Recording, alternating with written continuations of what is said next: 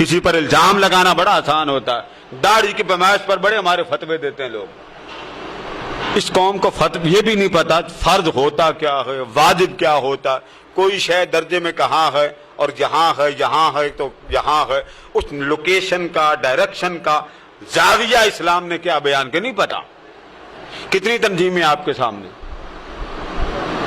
لیکن آپ کسی کے سامنے کوئی بات کریں، کوئی عذر پیش کریں، حقائق پر، دلائل پر، اصول پر، آپ کو ایک شخص ملے گا اور اس کا نام طاہر القادری صاحب ہو۔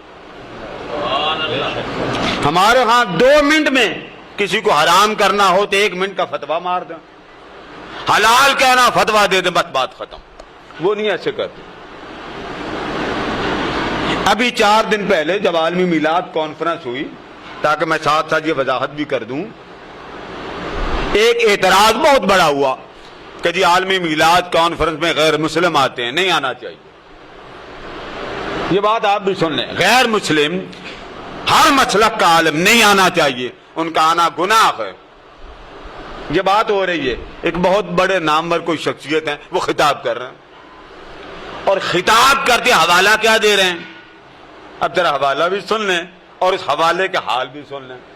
خطاب کرتے ہوئے ان کا موقف یہ تھا کہ حضور کے میلاد پر کسی غیر کو نہ بلایا جائے، یہ ان کا موقف ہے۔ اعلیٰ حضرت شاہ احمد رضا خان صاحب فاضل بریلوی نور اللہ مرکزہ کی کتاب فتاوی رضویہ میں لکھا ہے کہ اگر کسی عالم شخص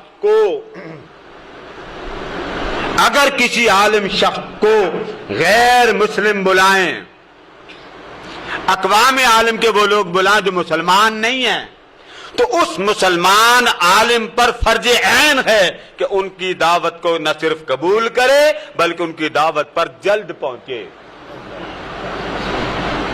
میرا تو فتویٰ نہیں ہے، بابا اعلیٰ حضرت کا پڑھ لو اور آگے سنیں۔ اعلیٰ حضرت فرماتے ہیں اگر وہ نہ پہنچے وہ مسلمان عالم تو گناہگار ہوگا۔ یہ ذرا جملے دوہرا لیں، کیا ہوگا؟ ہماری قوم بھی بڑی سیانی ہے، اعلیٰ حضرت کی مانے تو قوم راضی نہیں ہوتی، قوم کے مانے تو اعلیٰ حضرت والے راضی نہیں ہوتے، بندہ کدھر جائے؟ یہ اعلیٰ حضرت کا فتاوی رضویہ جلد نمبر 11، نئی اور پرانی میں فرق ہے۔ آپ فرماتے ہیں اگر اقوام غیر مسلم وہ بلائیں تو عالم کے لیے فرض ہے، اور عالم پر فرض کیا کہ ان کے پروگرام میں جائے اور ان کو دعوت دین دے۔ یہ کون سی آیت میں آ گیا کہ آپ کے محفل میں صرف مسلمان نہیں آ سکتے، کافر نہیں آ سکتے؟ حوالہ وہ دے رہے ہیں، اب ذرا حوالہ سنیں۔ حوالہ مسند احمد بن حنبل کا وہ یہ دے رہے تھے کہ جو شخص، علامہ خلیل صاحب کی کرسی یہاں ڈال دیں، بسم اللہ۔ علامہ حافظ خلیل صاحب سینٹرل پنجاب کے ممبر ہیں، ناظم ہیں، یہ ہماری آج کی محفل میلاد کے، اور خاص میرے محسن بھی تشریف لائے۔ میں آپ حضرات کو صمیم قلب سے سر پہ اٹھا کے ویلکم کرتا ہوں۔ تو اعلیٰ حضرت رحمۃ اللہ تعالی علیہ کی مانے یہ راضی نہیں ہوتا، اور حقیقت بھی میں آپ کو بتا دوں اعلیٰ حضرت کو پڑھا کسی نے بھی نہیں ہے، لیکن اللہ معاف فرما اس ہستی کو بدنام زیادہ لوگ کرتے ہیں۔ اب حوالہ سنیں، حوالہ دے رہے ہیں کہ جی 2 یہودی آقا علیہ السلام کی بارگاہ میں آئے، اور ان کی عادت یہ تھی کہ وہ تنکا لے کے ناک میں مارتے تھے، اور آقا کریم کی عادت کریمانہ تھی کہ کسی کو چھینک آ جاتی، ایک شخص سامنے بیٹھا تھا، اس کو چھینک آ گئی، اس نے چھینک لیتے ہوئے کہہ دیا الحمدللہ، چھینک لیتے ہوئے کہہ دیا الحمدللہ۔ میرے آقا نے فرما دیا یہدیکم اللہ۔ وہ مسلمان نہیں ہوا تھا، جب اسے آپ نے فرمانا یہدیکم اللہ، اس نے وہیں کھڑے کھڑے حضور اکرم صلی اللہ علیہ وسلم کا کلمہ پڑھ لیا۔ اب یہودیوں کو پتا تھا کہ محمد کے منہ سے جو نکلتا ہے وہ ہو کے رہتا، وہ تنکا لے کے ناک میں ڈالتے تھے کہ چھینک آئے۔ اب یہ میں نے آپ کو ڈیٹیل سنا دی۔ وہ جو حضرت ہیں وہ یہ واقعہ سنا رہے ہیں، مضمون کا حصہ نہیں تھا، اعتراض تھا۔ اعتراض یہ تھا کہ عالمی میلاد پر غیر مسلموں کو کیوں بلاتے ہیں، فلاں فلاں کو کیوں بلاتے ہیں، سکھوں کو کیوں بلاتے ہیں، ان کے اوپر لعنت برس رہی ہے، الفاظ ان کے ہیں، ہمارے نہیں ہیں۔ اور یاد رکھ لیں اللہ کا فرمان ہے غیر مسلم اگر ہدایت لینے کے لیے آپ کی صحبت میں آئے آپ پر لازم ہے اسے اپنی صحبت میں بٹھائیں, مصطفیٰ کی باتیں سنائیں, اس کو موقع دیں. 10 دن 15 دن مہینہ وہ سوچے, وہ سمجھے, وہ ادراک کرے, پھر جا کے وہ فیصلہ کرے گا کہ میں اس محمد کا کلمہ پڑھوں کہ نہ پڑھوں. ہمارے ہاں تحریک منہاج القرآن میں اس طرح تماشا نہیں لگتا, آؤ جی کلمہ پڑھو. نہ بابا, جیسے اولیاء کا طریقہ تھا وہ تحریک منہاج القرآن کا طریقہ. اب وہ آگے بات بیان کرتے کہ 2 یہودی حضور کی بارگاہ میں آئے, خود ہی بیان کر رہے ہیں اور خود ہی بیان کر رہے ہیں کہ آپ کے میلاد میں جن پر لعنت برس رہی ہوتی ان کو کیوں بلاتے ہیں. آپ حوالہ بھی دے رہے ہیں اور بتا بھی رہے ہیں کہ آقا کریم کی بارگاہ میں یہودی آ کر بیٹھے. اگر حضور کی بارگاہ میں یہودی آئے بیٹھے تو آپ کو اتنا تو پتا ہونا چاہیے کہ جو عمل آمنہ کے لال کے سامنے ہو وہ امت کے لیے سنت بنتا. آپ خود سنت بھی سنا رہے ہیں اور خود سنت کو مٹا بھی رہے ہیں. عجیب قسم کے انسان ہے بھائی. سنت بنا رہے ہیں آپ, 2 یہودی آئے, آپ آگے بھی سنیں. یہ علامہ صاحب بیٹھے تائید کریں گے. امام احمد بن حنبل بیان کرتے ہیں آقا جو جہاں کا ایک ملازم تھا اور وہ یہودی تھا, وہ یہودی تھا. قبلہ قائد محترم اس پر بڑی تفصیل سے بات کی, میں تھوڑا سا سناتا ہوں. وہ کرتا کیا تھا ذوالقرنین صاحب, وہ حضور علیہ السلام کے وضو کے لوٹے بھرتا تھا. لوٹے بھرنا, اور جب کبھی آقا دو جہاں کسی مجلس میں تشریف لے جاتے وہ حضور کو جوڑے اٹھا کے جیب میں ڈال لیتا. یہ 2 کام تھے. اور وہ تھا کون ذرا بولیے؟ یہودی. لگا فتویٰ. آپ کی فقہ کی کتابوں میں باب موجود ہے اور بات کی نوعیت ماننی پڑے گی کہ کسی غیر مسلم سے لین دین کیسے کرنا حرام ہوتا, اسلام اس چیز کی اجازت نہ دیتا. آپ کی کتابوں میں ابواب قائم ہیں کہ جب غیر مسلم ہوگا تو 3 باتیں دیکھنی پڑیں گی. کافر ہے, غیر مسلم ہے, اہل کتاب ہے. ٹائٹل ایک ہے, اسے آپ کافر بھی کہتے ہیں, اہل کتاب کہتے ہیں. یہ آپ کے قرآن میں نہیں لکھا ہوا کہ غیر مسلم اہل کتاب اس کا ذبیحہ تمہارے لیے حلال ہے, تمہارا ذبیحہ اس کے لیے حلال. آپ بات کر رہے ہیں کہ ان کے اوپر لعنت برس رہی, جن پر آپ لعنت دے رہے ہیں ان لعنتیوں کا ذکر کر کے رب ذوالجلال فرماتا ہے ان کا ذبیحہ تمہارے لیے حلال ہے اور تمہارا ذبیحہ ان کے لیے حلال ہے. آپ کی معنی یا خدا کی معنی؟ جن پر لعنت برستی ہے مرتے دم تک غیر مسلم کیوں نہ ہو, آنکھ بند ہونے تک اللہ اس کو موقع عطا کرتا ہے کہ تو کلمہ پڑھنا چاہتا پڑھ لے.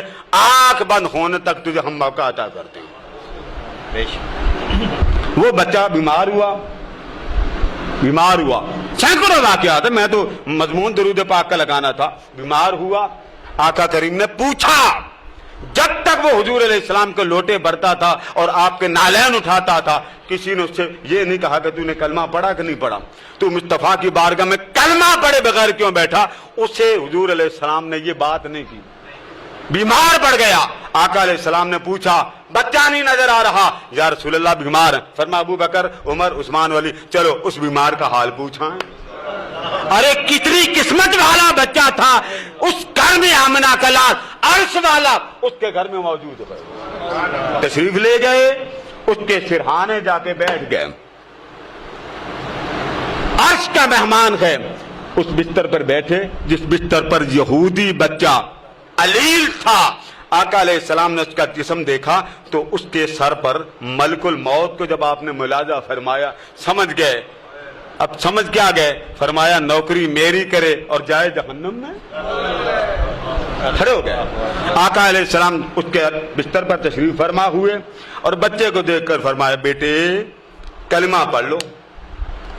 جب تک وہ آپ کی صحبت میں آتا تھا آپ نے کلمہ نہیں پڑھایا. جب تک آپ کی صحبت میں بیٹھا, یہ دعوت تبلیغ ہے اور یہ تبلیغ کے اصول نکلتے ہیں آمنہ کے لال سے. دین مصطفیٰ یہی سکھاتا ہے کہ حضور کی ہر ادا کو اپنانا محبت رسول کی شرط ہے. ہم نے آپ کو نہیں دیکھنا, آپ لانتی بنا رہے ہیں, انہی میں سے اٹھ کر کوئی خدا کا عاشق بن جائے, کوئی مصطفیٰ کا عاشق بن جائے. شیخ فرید الدین عطار رحمۃ اللہ تعالیٰ نے ایک بات بیان کی, میں بعد میں سناتا ہوں. بچے کو دیکھ کے آقا نے فرمایا بیٹے کلمہ پڑھ لو. وہ لیٹا ہوا تھا, اس نے سر اٹھایا, باپ کو دیکھا, باپ بھی یہودی تھا کہ میرا باپ کیا کہتا, لیکن باپ نہیں بولا. میرے آقا نے پھر فرمایا بیٹے کلمہ پڑھ لو. اس نے پھر سر اٹھا کر دیکھا کہ میرا باپ کیا کہتا. جب آقا نے تیسری بار فرمایا نا کلمہ پڑھ لو, اب اس نے جب باپ کا چہرہ دیکھا تو باپ نے کہا بیٹے میرا منہ کیا دیکھتا ہے, جیسے محمد کہتے ہیں ویسے ہی مان لو. ہر روز تیرے گھر میں دعوت دینے نہیں آئے, آج آمینہ کے لال چل کر آئے ہیں, جیسے مرضی ہے ویسے ہی کر لے. اس نے کلمہ پڑھا. اب جو کلمہ پڑھنے تک اس کا جو پچھلا وقت تھا اس نے کیا کیا تھا, نہ نماز, نہ روزہ, نہ زکوٰۃ, نہ حج. سارے ولیوں سے بازی لے گیا کہ نہیں لے گیا؟ آقا دو جہاں باہر تشریف لائے. مسند احمد بن حنبل کے الفاظ ہیں کہ آقا کریم جب اس دروازے سے نکلے, ابھی آپ کا ایک قدم باہر تھا ایک اندر تھا, اس بچے کی روح قفس انچری سے پرواز کر گئی. جب روح پرواز کر گئی تو آقا کریم نے ہاتھ اٹھا کر فرمایا الحمدللہ الذی انقذہ اللہ بی من النار. اس اللہ کا شکر ہے جس نے میرے صدقے سے اس بچے کو جہنم سے آزاد کر دیا. لوگوں خدا کا واسطہ دین کسی دیندار سے سیکھو. دین داڑھی کا نام نہیں ہے, دین جبے کا نام نہیں ہے, دین امامے کا نام نہیں ہے. دین حضور علیہ السلام کے اداؤں میں غوطہ زن ہونے کا نام. دلائل ہوں, آپ کوئی دلیل دیتے آپ گالی تو نہ دیں. حضور نے تو کبھی گالی نہیں دی. گالی دینا سنت ہے, یہ تو ابلیسی سنت ہے. آپ اس طرح کے لفظ بول رہے ہیں جو آپ کی ڈگری کے شایان شان نہیں ہیں. ہماری تحریک میں کوئی گالی نہیں نکالی جاتی. آج تک قائد نے کسی کا نام لے کر چھوکرا, موکرا, ٹوکرا نہیں کہا. یہ بیماری دوسروں کو لگتی ہوگی, کبھی منہاج القرآن کا اسٹیج اس طرح کا ٹائٹل یا گفتگو کا یا لیبل آج آپ کو نصیب نہیں ہوگا. شیخ فرید الدین عطار رحمۃ اللہ تعالی فرماتے ہیں کہ میں نے کتاب لکھنی تھی تو میرے دل میں آیا کہ میں کتاب لکھوں.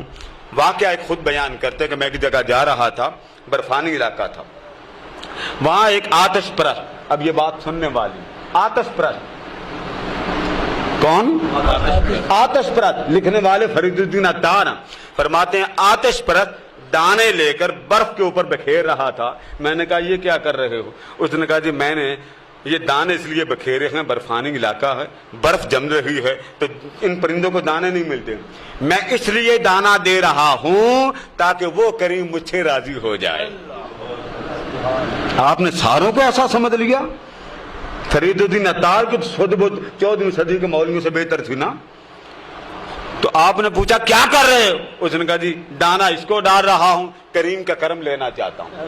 وہ فرماتے میرے دل میں بات پہ بڑی لگی, پھر اللہ کا کرنا ایسا ہوا میں خانہ کعبہ چلا گیا.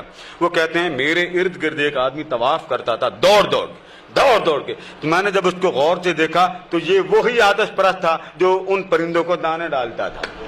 تو میں نے کہا یہ کیا؟ تو مجھے دیکھ کے فرماتا کام دیکھ لے سلا دے.